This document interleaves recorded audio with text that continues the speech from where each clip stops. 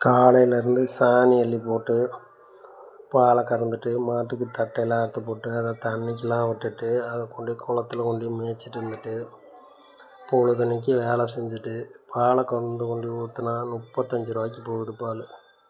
தண்ணி கூட 20 ரூபான்னு விற்கிது. 35 ரூபாய்க்கு பால் ஊற்றி நாங்கள்லாம் எப்படி முன்னுக்கு வர்றது? 70,000 80,000 மாடு போட்டு காசு போட்டு வாங்கி பாலை கறந்து ஊற்றினா 35 ரூபா. தண்ணி கூட 20 ரூபாய்க்கு விற்கிது. பால் அவ்வளோ கேவலமாக போச்சு.